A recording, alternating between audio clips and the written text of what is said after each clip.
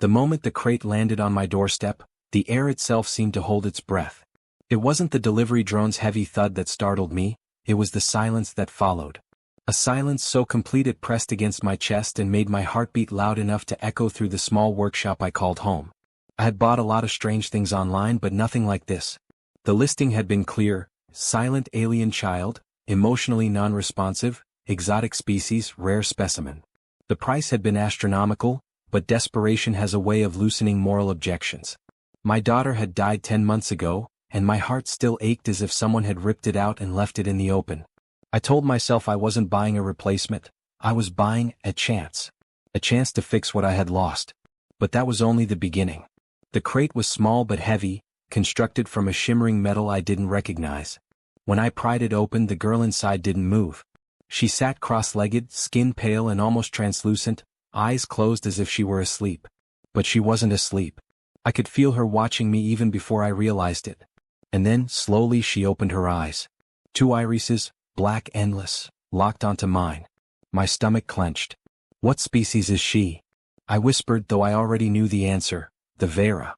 An alien race known for their silence, their intellect, and the way they could crush planets with a thought if provoked. Humanity had only ever seen them through diplomatic channels, or hearsay, but here she was in my tiny garage, looking at me as if I were the one under observation. I tried speaking to her, softly at first. "Hi, Max." Nothing. No twitch, no blink, no sound. I repeated her name, tried simple gestures, even offered a mechanical toy I had built for my daughter. She stared at it for a long time, then slowly, deliberately ignored it. "What do you want from me?" I asked aloud. My voice sounded hollow even to me. But that was only the beginning. Days passed. I tried feeding her, cleaning her, teaching her. She never spoke, never laughed, never cried. But she watched. Always watched. And slowly I realized she was learning, not from books, not from gestures, but from me. My mannerisms, my voice, my every twitch and sigh. She absorbed it all like a sponge. Then one night the silence broke, but not in the way I expected. I had been working on a quantum drive prototype in the corner of the garage, and a spark jumped from the core. The air hissed. The girl's eyes glowed faintly. She raised a hand and the spark froze mid-air, suspended like a bubble of frozen fire. My heart stopped. "Wait. This is not what I expected," I whispered, stepping back. She smiled then, a small, almost imperceptible curl of lips, and returned the spark to its proper place. It landed safely on the workbench.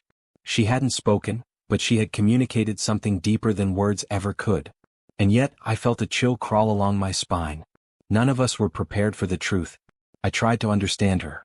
Tried to coax a word out of her. She didn't answer questions, didn't respond to threats, didn't acknowledge praise. She only observed, always observing. Until one night, I dreamt of a galaxy in flames. A voice, not mine, not human, echoed inside my skull. "I am listening." I woke to find her standing at the garage door, staring at the sky. "What are you thinking?" I asked, my voice shaking. She tilted her head, eyes glinting like twin stars. And then she spoke, just a single word, soft, almost shy. "Father." The word ripped through me. It shouldn't have been possible. A Vera speaking. To me.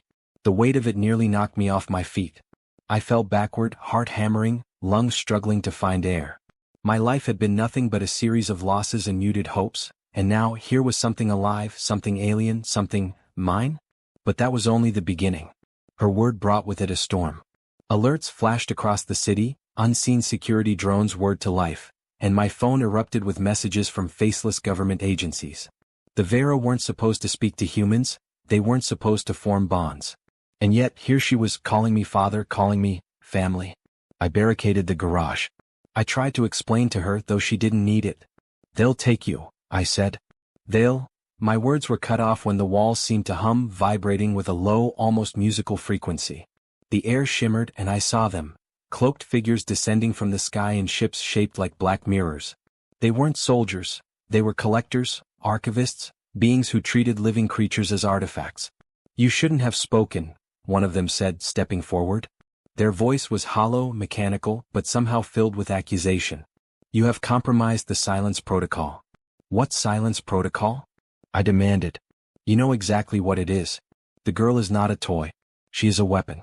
She is..." The figure hesitated, almost humanly, capable of erasing worlds. And now she trusts you. I looked at her. Her small hand found mine, fingers curling around mine like she had always belonged there. Her eyes met mine and the galaxy inside them was calm, almost gentle. But I could feel the storm beneath. I could feel the potential to destroy, to obliterate everything I had ever loved, or everything I had ever hated. What I saw next changed everything. I did what any father would do. I made a decision I knew would get me killed. I ran.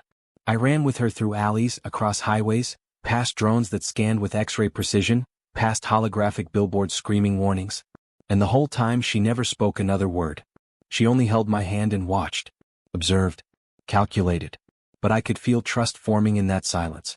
Days later, hiding in an abandoned spaceport on the outskirts of the city, I finally understood. She wasn't just silent, she had been waiting. Waiting for someone who could see her not as a weapon, not as a curiosity but as a child. And I had been desperate enough to see her that way. Then she spoke again. Safe. It wasn't a question. It wasn't a command. It was a declaration, a promise. My chest swelled and tears I hadn't cried in years finally fell. I held her close and for a moment the weight of the universe seemed to lift. But the warning lingered. Those collectors weren't gone. They would come again. And when they did, the cost of her trust could be the end of everything. We spent weeks together, exploring the abandoned corridors of the spaceport, building makeshift toys, repairing old ships. Each day she learned more about human life. She laughed once, a sound like wind chimes in a storm. She frowned when I made mistakes. She whispered secrets about herself, her name, her fears, her memories of stars no human had ever seen. And then, one night, she spoke a sentence that almost shattered my mind. Your world can be better. It wasn't a threat. It wasn't a warning. It was a promise and a challenge all at once. And in her voice, I heard the echo of something ancient, something powerful, something that could rewrite everything I thought I knew about humanity, and about hope. The collectors found us anyway. Ships descended like black comets, firing beams of light that melted the ground beneath us. And I realized in that instant what being a father really meant, not protecting her from danger but standing with her in it. I lifted her into my arms, and we ran to the only ship that had been repaired enough to fly. She pressed a hand to the console and the ship responded, not just to human commands but to hers. Together we lifted into the sky, and the city below became a grid of fire and smoke. As we broke through the atmosphere, leaving Earth behind, she finally spoke again. Together. I held her close, listening to the steady beat of her alien heart against mine. And I knew finally that this was more than survival.